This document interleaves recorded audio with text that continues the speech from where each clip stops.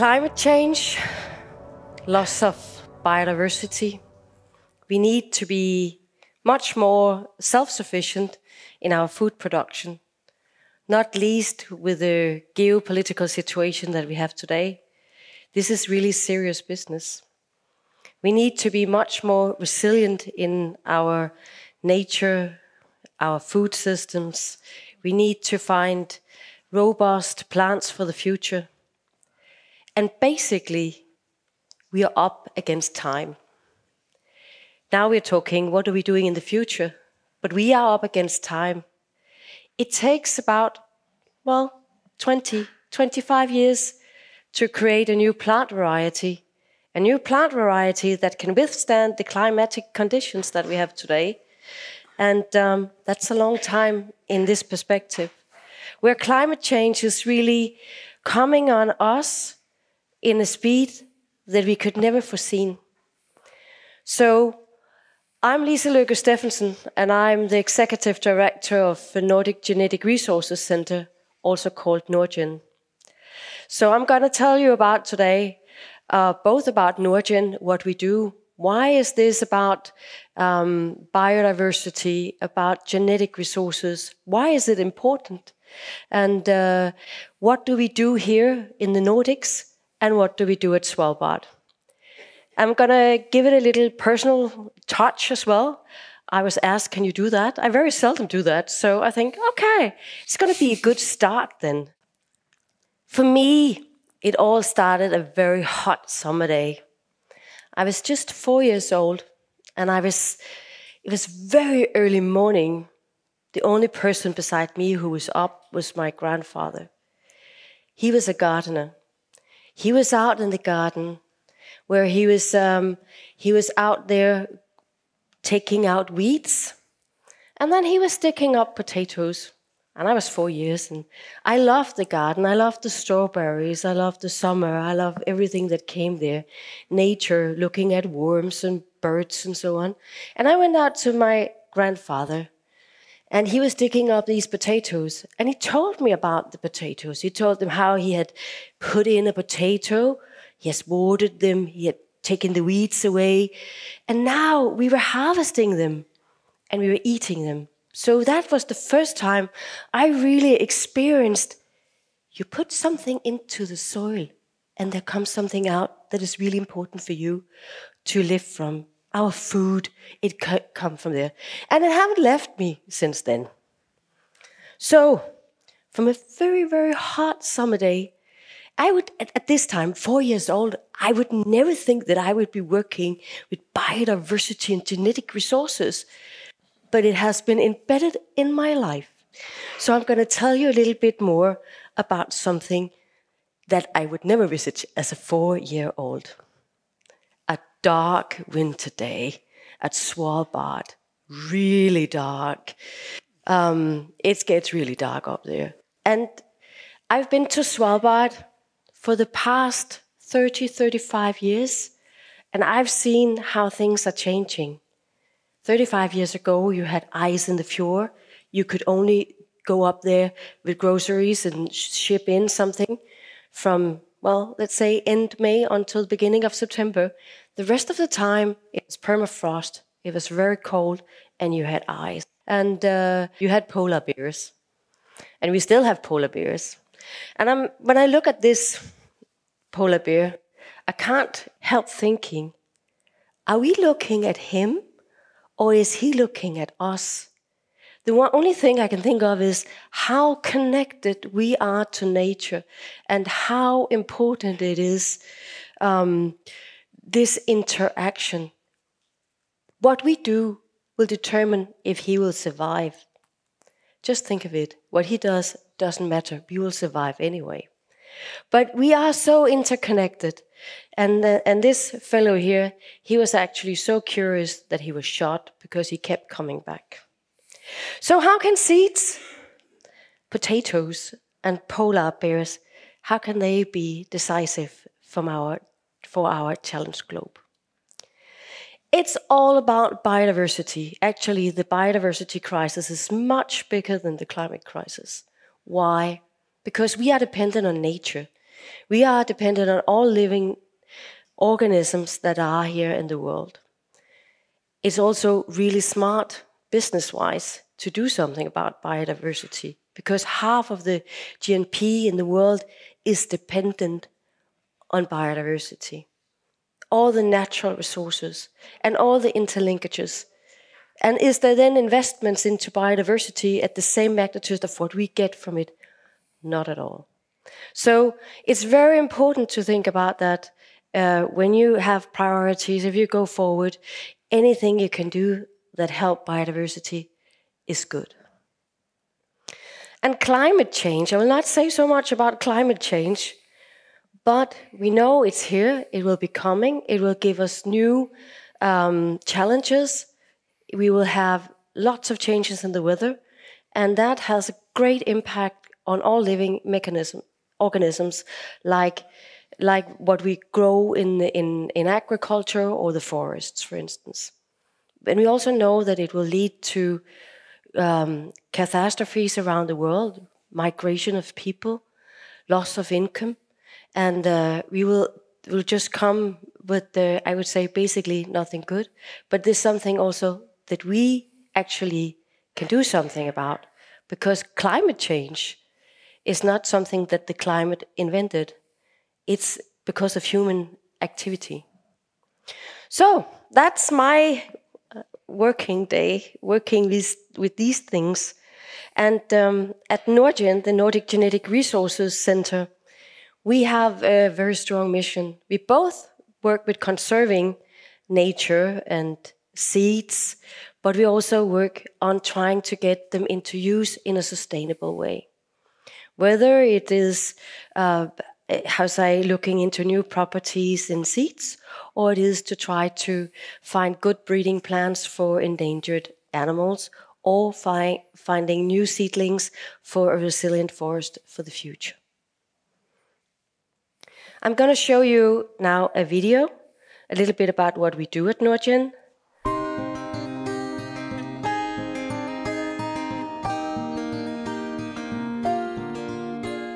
Växterna vi odlar blir till bröd, grönsaker och proteinkällor på vårt bord.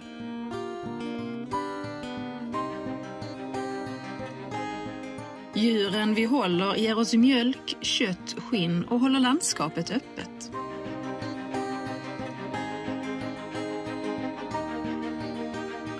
Skogen vi planterar ger oss virke, rekreation, kläder, förpackningar och energi. Allt detta är genetiska resurser. Levande organismer som med sina gener bär på egenskaper som vi människor behöver. Nordiskt genresurscenter är de nordiska ländernas gemensamma genbank och kunskapscenter för genetiska resurser.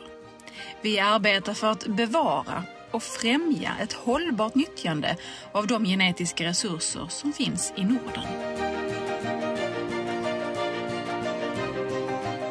Klimatförändringarna innebär att våra skogar och vårt jordbruk måste kunna hantera ett varmare klimat med mer extremväder, nya sjukdomar och nya skadedjur. Vi behöver nya växtsorter som bär på resistens mot sjukdomarna men ändå ger en bra skörd och som kräver mindre bekämpningsmedel och gödning för att skona miljön. Detta är stora utmaningar som vårt samhälle står inför och vi kan lösa dem. Men inte utan en mångfald av genetiska resurser. Därför är det helt avgörande att vi bevarar vår genetiska mångfald och använder den på ett hållbart sätt. Globalt sett kommer idag 60% av det vi äter från bara 3 grödor. Vi ser att hela trädslag riskerar att försvinna på grund av nya sjukdomar.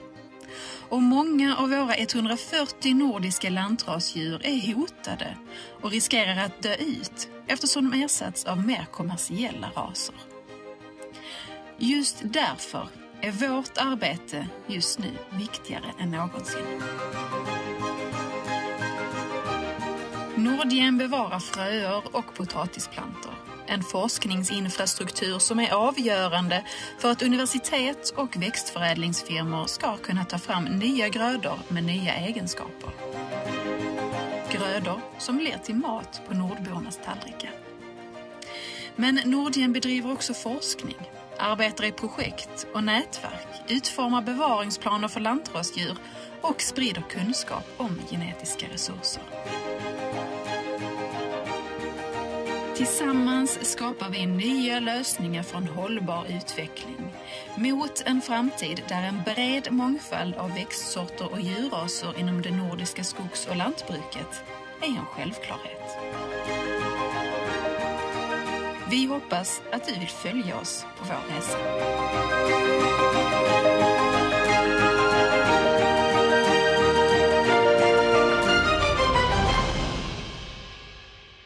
And just to say that Nordgen belongs to all of us. The Nordic governments, 5 Nordic governments have decided that what we do and the seeds that we have in the seed bank in Alnarp at Nordgen belongs to everyone. It belongs to all of us here in the Nordic countries. So you can say Nordgen does also belong to you. So, and what do we then have in the gene bank? Well, we have 536 different species, meaning that could be tomato, barley, cucumber, and so on.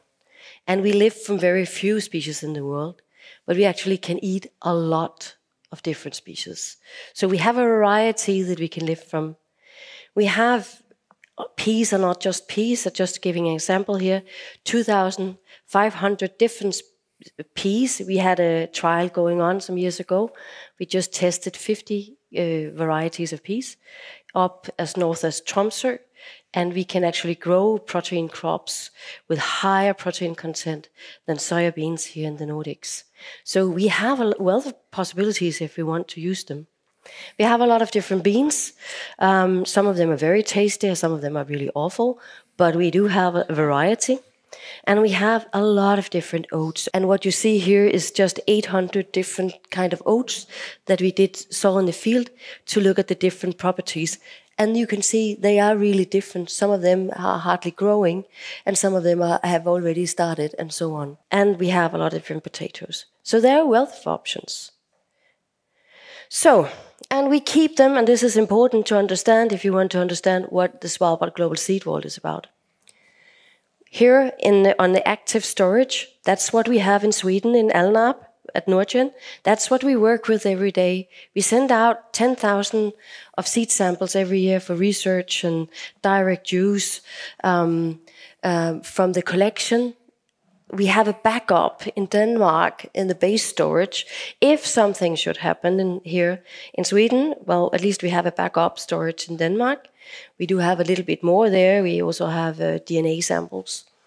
And then we have the second backup at Svalbard. So if it burns down in Alnarp and it's flooding in Denmark, we'll have a second backup on Svalbard.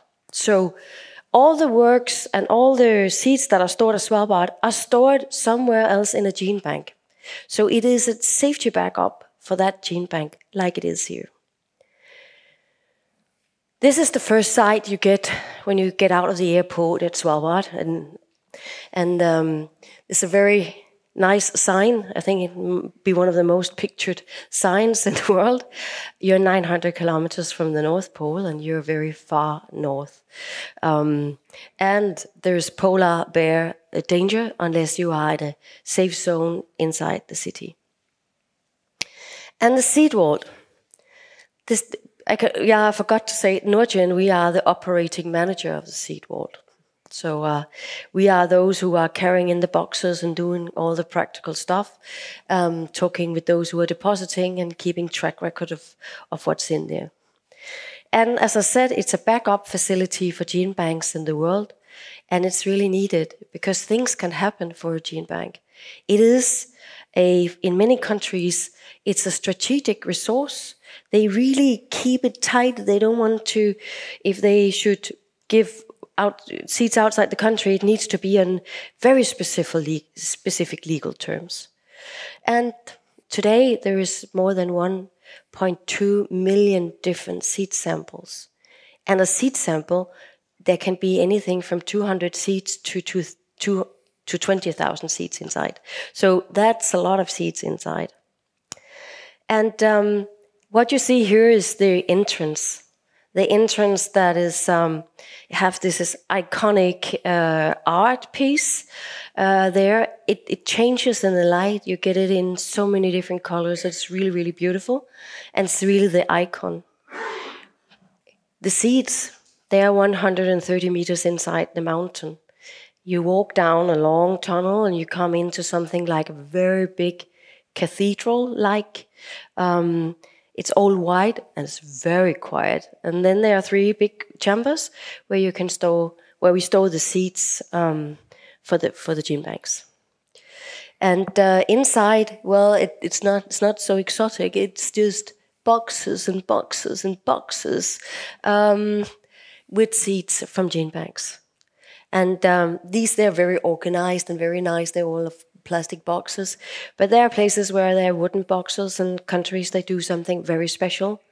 And what we've seen the last years is that they put either an art piece or drawings from children inside the box, because somehow there has been a whole process also mentally for the country to bring in these seeds. So it's very emotional.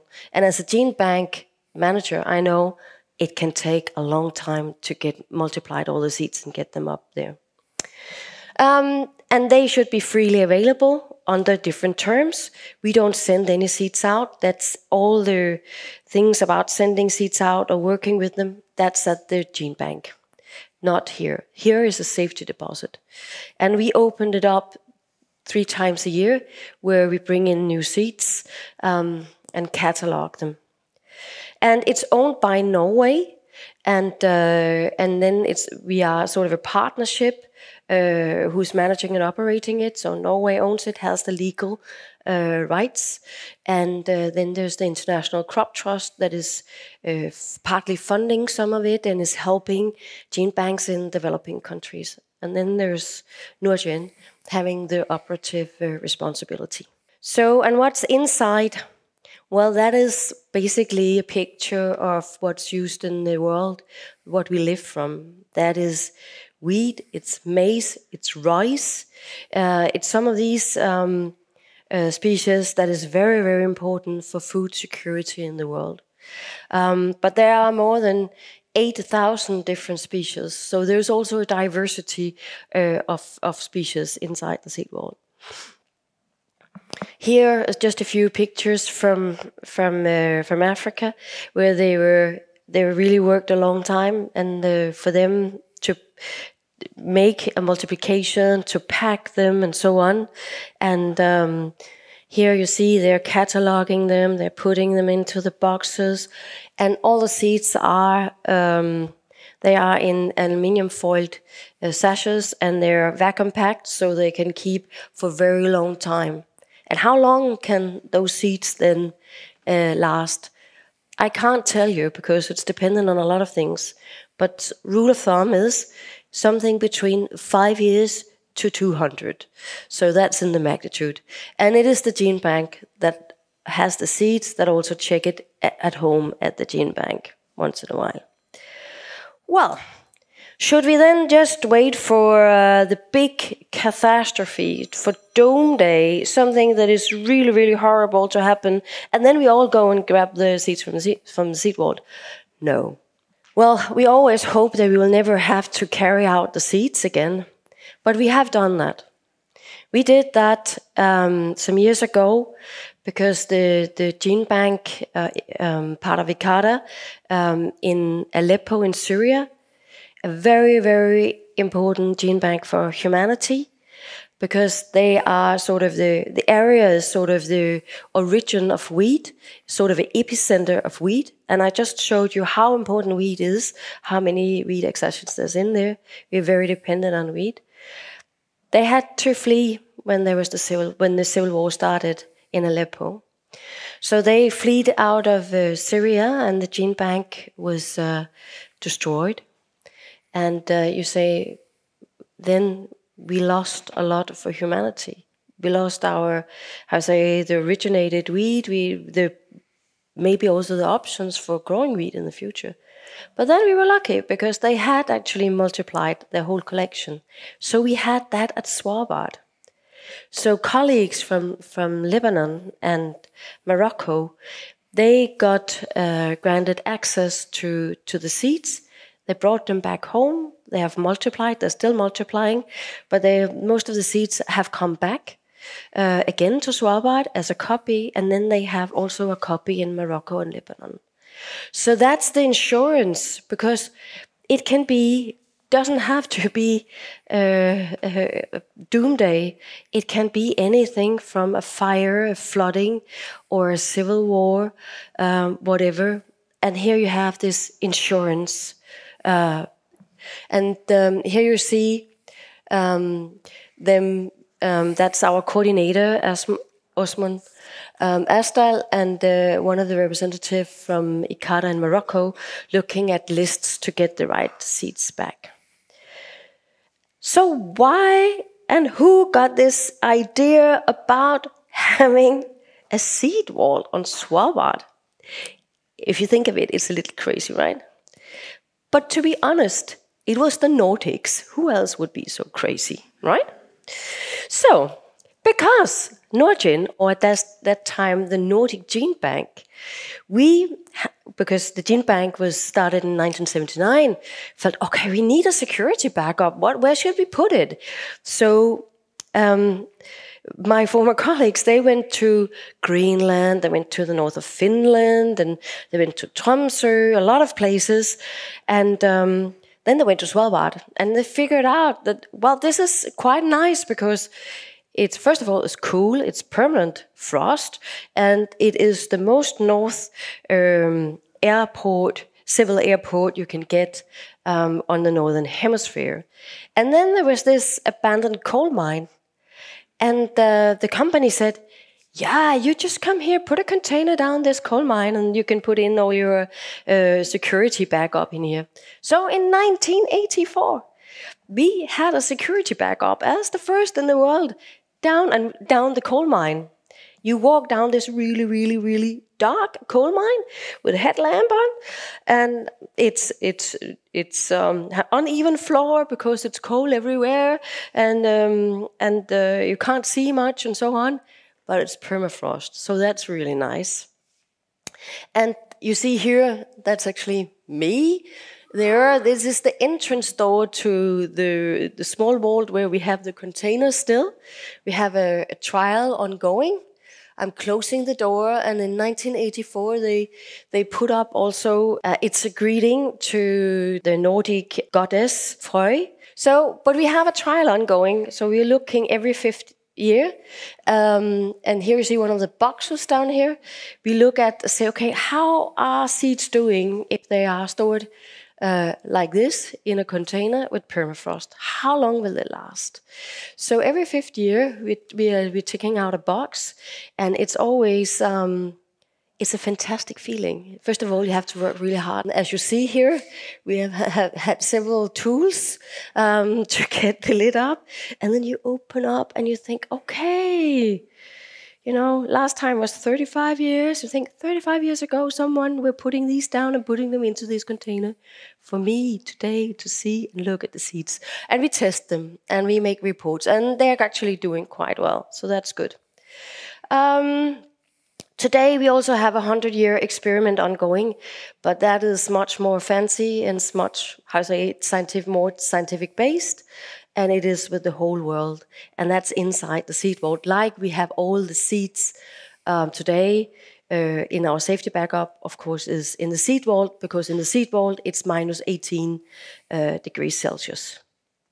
So, to finish off, looking into the future, if you come from an organization like mine, where we work in 100-year perspectives, is there any hope for the dark winter days and for this guy, although he was shot, but his colleagues maybe? I hope so. I can say I hope. My sincerest biggest hopes for all the animals on Svalbard. They are not feeling very well, and they're not doing very well. And I cannot promise anyone, or anyone can do that we will have a polar bear 20, 30 years from now. But let's hope and let's do whatever we can. Don't travel to Svalbard. It takes too much CO2 emission. Try to consider what you do, because his survival is really dependent on us. But I think there are still some hope. Nature has a gift to try to restore itself. Right now, it's a hard job, but we must do whatever we can. And for the hot summer days, I don't have any grandchildren yet. I hope to get some at least, within the next couple of years. Because what we are working on is, of course, for us here in this room, for everyone else, but it's also for the next generation and the next generation to come. We need to make sure that they can also sit in the garden and dig up the potatoes with their grandfather. We need to be sure that we can get food supplies. We need to do whatever we can. And I think there will be many hot summer days. I think there will be super many strawberries to pick. And I'm really confident that the work that is ongoing with the seed wall and all the gene banks matters. It is there you will find the resilience for us to be able to restore the agricultural biodiversity and some of the diversity in the future. So I think for us and the next generation, I'm sure that there is a lot of possibilities. So genetic resources, all these seeds, they come with different properties. They all can do something. Some are large, some are small, some are well tasty, and some are not. But they all come with something that we will need in the future. So that's why we need what we do at Nordgen, also working in a 100-year perspective, and what we do at the Seed Vault. So thank you very much.